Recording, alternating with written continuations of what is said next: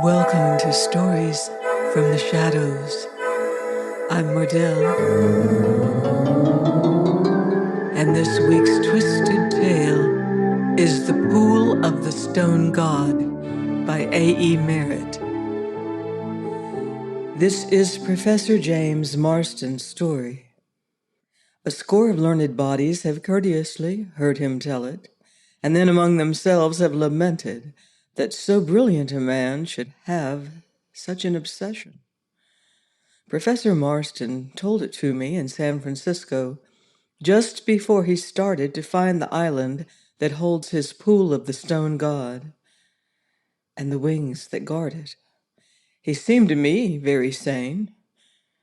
It is true that the equipment of his expedition was unusual, and not the least curious part of it are the suits of fine chainmail and masks and gauntlets with which each man of his party is provided. The five of us, said Professor Marston, sat side by side on the beach.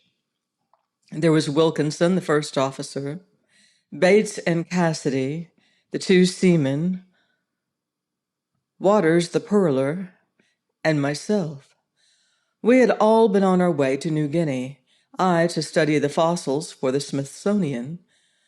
The Moranis had struck the hidden reef the night before and had sunk swiftly. We were then roughly about 500 miles northeast of the Guinea coast. The five of us had managed to drop a lifeboat and get away. The boat was well stocked with water and provisions. Whether the rest of the crew had escaped, we did not know. We had sighted the island at dawn and had made for her. The lifeboat was drawn safely upon the sands. We'd better explore a bit anyway, said Waters. This may be a perfect place for us to wait rescue, at least until the typhoon season is over. We've our pistols. Let's start by following this brook to its source, look over the place, and then decide what we'll do. The trees began to thin out. We saw ahead an open space. We reached it and stopped in sheer amazement. The clearing was perfectly square and about 500 feet wide. The trees stopped abruptly at its edges, as though held back by something unseen. But it was not this singular impression that held us. At the far end of the square were a dozen stone huts clustered about one slightly larger. They reminded me powerfully of those prehistoric structures you see in parts of England and France. I approach now the most singular thing about this whole singular and sinister place. In the center of this space was a pool, walled about with huge blocks of cut stone. At the side of the pool rose a great stone figure, carved in the semblance of a man with outstretched hands. It was at least 20 feet high and was extremely well executed. At the distance, the statue seemed nude, and yet it had a peculiar effect of drapery about it. As we drew nearer, we saw that it was covered from ankles to neck with the most extraordinary carved wings. They looked exactly like bat wings when they were folded. There was something extremely disquieting about this figure. The face was inexpressibly ugly and malignant. The eyes slanted evil. It was not from the face, though, that this feeling seemed to emanate. It was from the body covered with wings, and especially from the wings. They were part of the idol, and yet they gave one the idea that they were clinging to it. Cassidy, a big brute of a man, swaggered up to the idol and laid his hand on it. He drew it away quickly, his face white, his mouth twitching.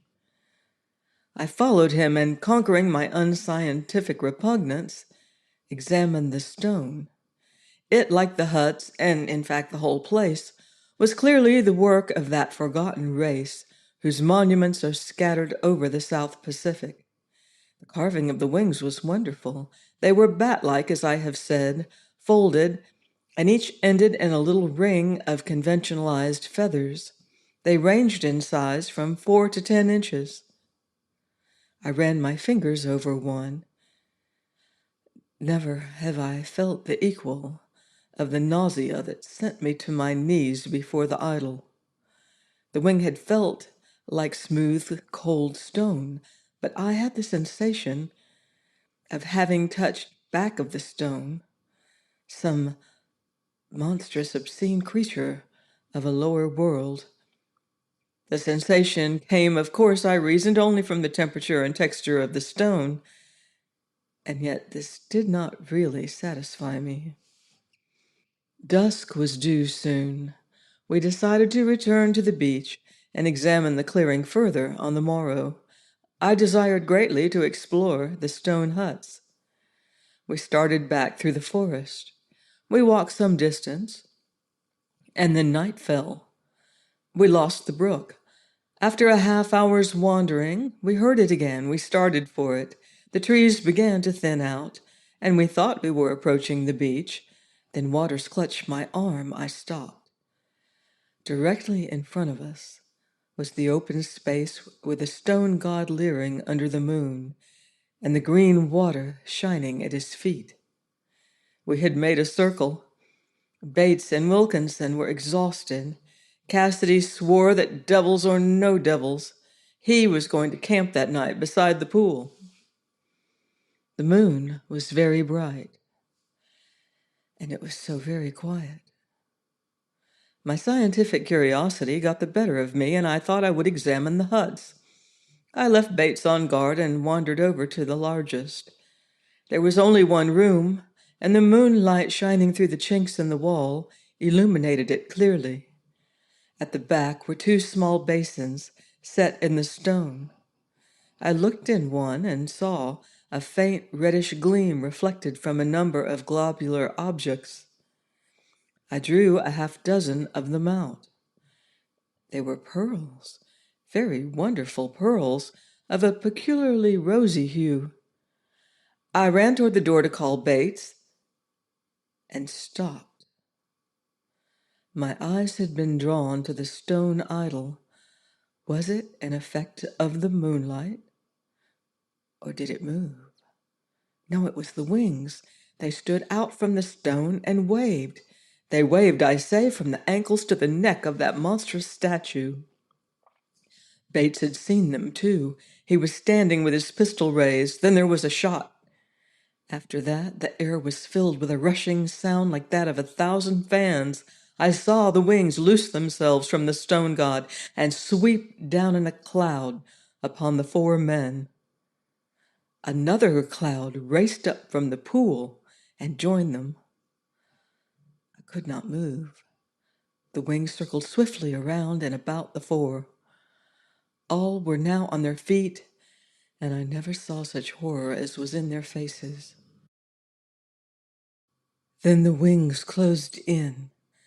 They clung to my companions as they had clung to the stone. I fell back into the hut. I lay there through the night, insane with terror. Many times I heard the fanlight rushing about the enclosure, but nothing entered my hut. Dawn came and silence, and I dragged myself to the door. There stood the stone god, with the wings carved upon him, as we had seen him 10 hours before. I ran over to the 4 lying on the grass. I thought that perhaps I had had a nightmare, but they were dead. That was not the worst of it. Each man was shrunken to his bones. They looked like collapsed white balloons. There was not a drop of blood in them.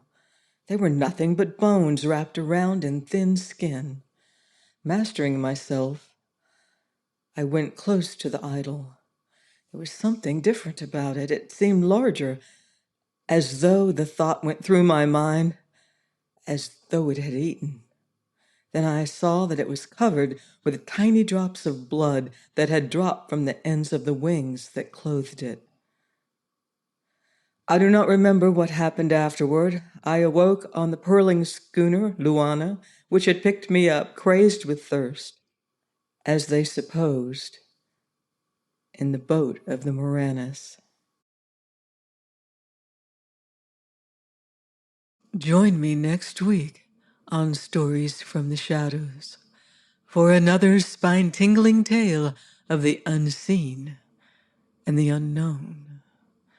Till then, I wouldn't blame you if you leave the lights on.